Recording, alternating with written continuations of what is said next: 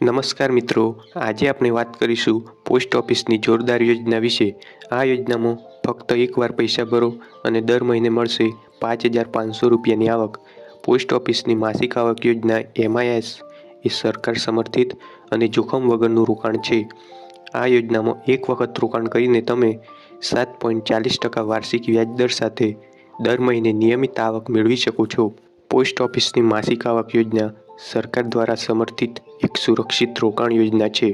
આ યોજનામાં એક જ વાર રોકાણ કરીને તમે નિયમિત મહિને આવક મેળવી શકો છો।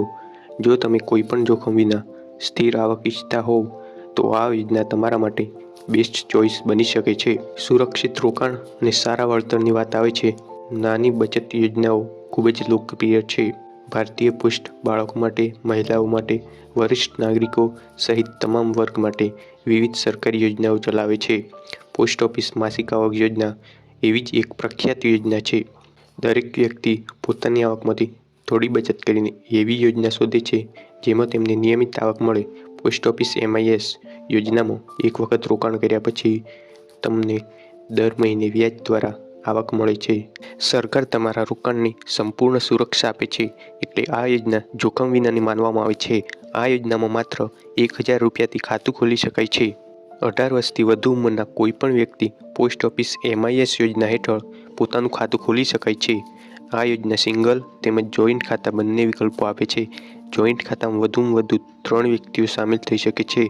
હાલમાં સરકાર આ યોજના પર 7.40% વાર્ષિક વ્યાજ દર આપે છે અને તેની પરિપક્વતા મુદત 5 વર્ષ માટેની હોય છે।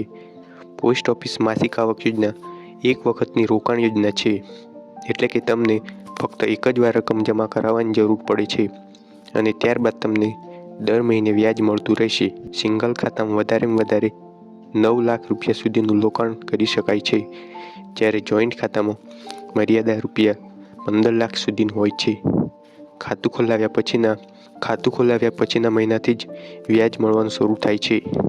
જો તમે દર મહિને ₹5,500ની આવક મેળવવા માંગતા હોવ તો તમારે પોસ્ટ ઓફિસમાં MIS ખાતામાં 9 લાખ રૂપિયાનું રોકાણ કરવું પડશે અને તમને 7.40% વાર્ષિક વ્યાજ દર મુજબ દર મહિને અંદાજિત ₹5,500 વ્યાજ રૂપે મળશે। જો તમે આ યોજનામાં જોઈન્ટ ખાતું ખોલીને ₹15 લાખનું રોકાણ કરો છો તો તમને દર મહિને લગભગ 9,250 રૂપિયા સુધીની આવક મળી શકે છે। આ યોજનાનો સંપૂર્ણ લાભ લેવા માટે ખાતું 5 વર્ષની પરિપક્વતા પહેલાં બંધ ન કરવું યોગ્ય છે, કારણ કે જો ખાતું ખોલ્યા પછી 1 થી 3 વર્ષની અંદર બંધ કરવામાં આવે તો મૂળ રકમમાંથી 2% જેટલું કપાત થાય છે, જ્યારે 3 થી 5 વર્ષની વચ્ચે ખાતું બંધ કરવાથી 1% કપાત લાગુ પડે છે। ખાતાધારકના અવસાનની સ્થિતિમાં ખાતું બંધ કરી જે નોમિની હોય તેને રકમ ટ્રાન્સફર કરવામાં આવે છે અને રિફંડ સુધી વ્યાજ ચૂકવવામાં આવે છે। પોસ્ટ ઓફિસ MIS યોજના હેઠળ ખાતું ખોલવાની પ્રક્રિયા સરળ છે। તમે તમારી નજીકની પોસ્ટ ઓફિસમાં જઈને અરજી કરી શકો છો। ખાતું ખોલાવવા માટે અરજી ફોર્મ, KYC ફોર્મ, પાન કાર્ડની નકલ અને જરૂરી દસ્તાવેજો સબમિટ કરવા પડશે અને તમે MIS યોજનાનો લાભ લઈ શકશો। ડિસ્ક્લેમર: વધુ માહિતી માટે તમે નજીકની પોસ્ટ ઓફિસની શાખાનો સંપર્ક કરી શકો છો કે સત્તાવાર પોર્ટલ પર જઈને વધુ માહિતી મેળવી શકો છો। જો તમને આ વિડીયો સારો લાગ્યો હોય તો વિડીયોને એક લાઇક કરી દેજો અને ચેનલ પર પહેલીવાર આવ્યા હો તો પ્લીઝ ચેનલને સબસ્ક્રાઈબ કરી દેજો। મળીએ બીજા વિડીયોમાં। Thanks for watching.